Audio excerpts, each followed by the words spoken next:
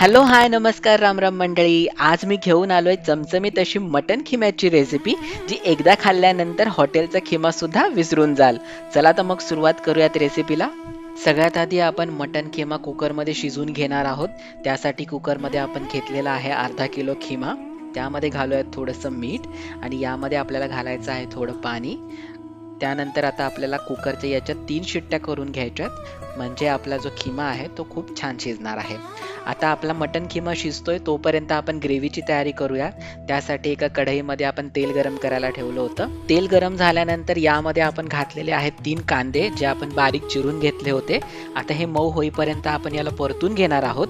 त्यानंतर यामध्ये आपण घातलेले आहेत 2 चमचे आलं लसूण पेस्ट आणि 3 हिरव्या मिरच्या.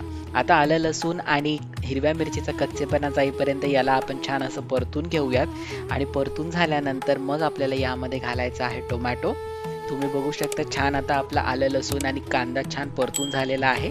आता यामध्ये आपण टोमॅटो घालूयात. तर इथे आपण 2 टोमॅटो बारीक चिरून घेतलेले आहेत. आता टोमॅटोचा कच्चेपणा जाईपर्यंत आणि ते थोडे मऊ होईपर्यंत आपल्याला परतून घ्यायचे. त्याआधी आपण यामध्ये घातलेलं आहे थोडंसं मीठ. आता आपल्याला टोमॅटो छान असा परतून घ्यायचा आहे. तर अशा चविष्ट आणि चमचमीत रेसिपी पाहण्यासाठी द फ्लेवर मराठी या आपल्या यूट्यूब चॅनलला तुम्ही सबस्क्राईब केलं नसेल तर आत्ता सबस्क्राईब करा. आणि तुम्हाला जर आपले व्हिडिओज आवडत असतील तर लाईक, शेअर आणि कमेंट नक्की करा, कारण यामुळेच आपले व्हिडिओज इतरांपर्यंत पोहोचायला मदत होते. आता 1 मिनिटभर आपण टोमॅटो परतून घेतलाय. आता यावरती आपण झाकण ठेवूयात आणि 2 मिनिटासाठी याला आपण एक वाफ काढून घेणार आहोत, म्हणजे याचा कच्चेपणा जाईल. तुम्ही बघू शकता 2 मिनिटामध्ये टोमॅटो छान शिजलेला आहे. आता यामध्ये मसाले घालूयात. तर सगळ्यात आधी आपण घातलेलं आहे थोडंसं हिंग. त्यानंतर घातले आहे 1 छोटा चमचा हळद. त्यानंतर आपण घातलेला आहे अर्धा चमचा जिरे पावडर, 1 चमचा धने पावडर. त्यानंतर 1 चमचा आपण लाल तिखट घातलेला आहे आणि आता आपण यामध्ये घातलेला आहे 1 चमचा मटन मसाला.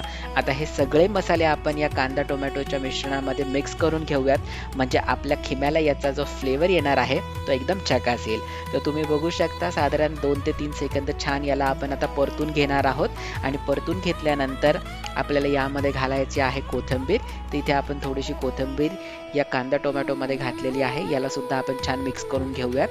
आणि आता यामध्ये आपल्याला घालायचं आहे मटन स्टॉक, म्हणजेच मटण खिमा शिजवताना आपण जे पाणी कुकरमध्ये घातलं होतं तेच पाणी आपण यामध्ये थोडंसं घातलेलं आहे, म्हणजे हे मसाले करपणार नाहीत. पुन्हा एकदा याला आपण झाकण ठेवूयात आणि त्यानंतर याचा आपण एक वाफ काढून घ्यायचे. तुम्ही बघू शकता आता सगळे मसाले आपले छान असे परतून झालेले आहेत. जितका आपण हा मसाला म्हणजेच ग्रेव्ही स्लो फ्लेमवरती परतून घेऊ तितका याचा स्वाद आणि फ्लेवर आपल्या मटण खिम्याला खूप छान येतो. त्यामुळे इथे घाई आपल्याला अजिबात करायची नाहीये. आता मटण खिमा सुद्धा छान शिजलेला आहे, तो आपण या मसाल्यामध्ये घातलाय. त्यानंतर यामध्ये आपण घातला आहे अर्धा चमचा गरम मसाला, पुदिन्याची पानं आणि पुन्हा एकदा आपण यावरती कोथिंबीर घातलेली आहे आणि याला छान असं मिक्स करून घेतलंय. आता याला आपण झाकण ठेवूयात आणि एक वाफ काढून घ्यायची 2 मिनिटासाठी.